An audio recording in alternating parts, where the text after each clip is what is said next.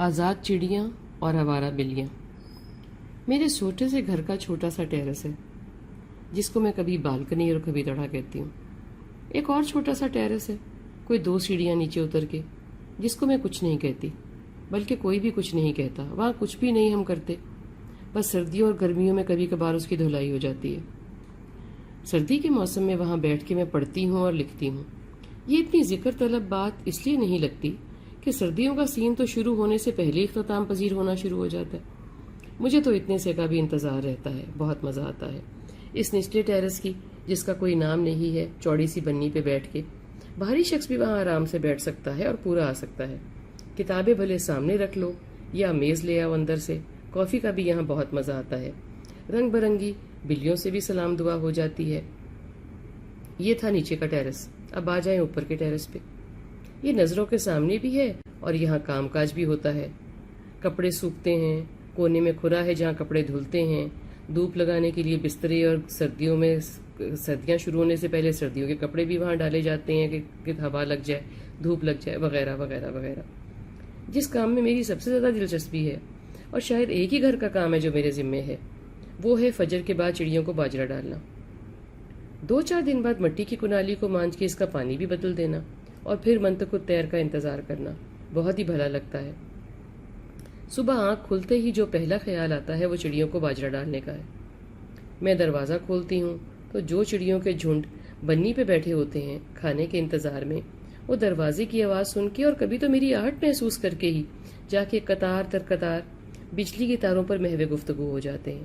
ماشاءاللہ، بجلی کے تار بھی تو لان ٹینس کے نیٹ کی طرح جا بجا جاذب نظر بنے لٹک رہے ہیں، اور زوردار جنگلی کبوتر جو ٹیرس کی زمین پہ دانے ڈھونڈ رہے ہوتے ہیں، بس آہٹ پا کے چھٹ سے چھت پہ جا کے بیٹھ جاتے ہیں۔ نڈر ہے نا، قریب قریب ہی رہتے ہیں مگر آپس میں بات نہیں کرتے۔ میں نے کبھی دیکھا بھی نہیں اور سنا بھی نہیں، کمال ہے۔ میں بہت دنوں سے حیران تھی، پریشان بھی تھی کہ کیا ہوا میری چڑیوں، میری پریوں کو، کہاں ہے؟ نہ ہی دروازے کی کنڈی کی آواز پہ اور نہ ہی میری آہٹ پہ کسی کے پر پھڑ پھڑانے کی کوئی آواز، نہ ہی بجلی کی تاروں پہ قطار در قطار کوئی رونق۔ باقی سب آ رہے ہیں، یعنی کہ کبوتر، گھگی، کوئل، ویسے تو کوے بھی آتے ہیں اور نامراد واپس جاتے ہیں بیچارے، ان کے مطلب کا کھاجا جو نہیں ہوتا۔ یہ کیا ماجرا ہوا؟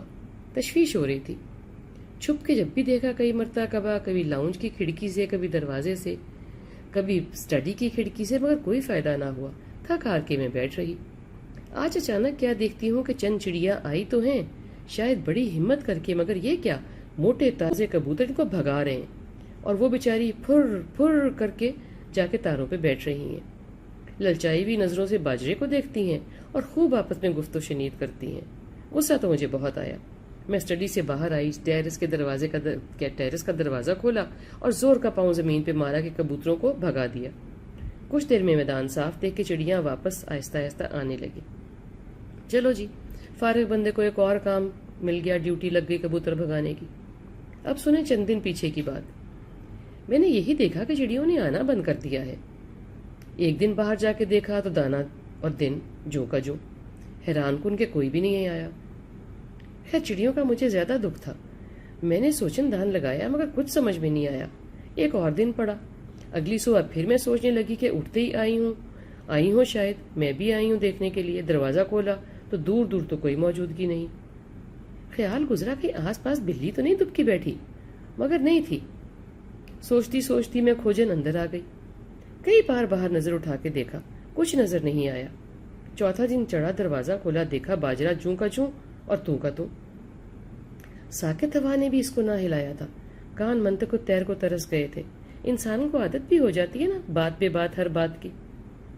دوبارہ نچلے تھڑے پہ طائرانہ نظر ڈالی، بلی یا بلی نما شے کی تلاش میں۔ ہماری چھت پر یا ہمسایوں کی چھت پر بھی کوئی بلی نما مخلوق نظر نہیں آئی۔ یہ تو میرے دماغ سے ہی نکل گیا کہ تھڑے کے کونے پہ ایک کھرا ہے جہاں پہ کپڑے دھلتے ہیں، وہاں پہ بالٹی وغیرہ بھی پڑی رہتی ہے، ادھر میرا دھیان ہی نہیں گیا۔ گزرے دنوں میں جتنی دفعہ بھی میں باہر آئی، میں نے سوچا ہی نہیں کہ میں کونے میں بھی جا کے دیکھوں کہ وہاں تو نہیں کوئی ماجرا ہوا کڑا۔ آج جو میں نے ادھر نظر دوڑائی تو میرے تو آنسو ہی نکل آئے۔ یہ کیا؟ وہاں میں نے دیکھا کہ 2 منی معصوم چڑیوں کے سر پڑے تھے اور لاتعداد بال۔ میں تو لا ہزاروں قطار رونے لگی۔ اور بلیاں تو مجھے اب سور لگنے لگی تھیں.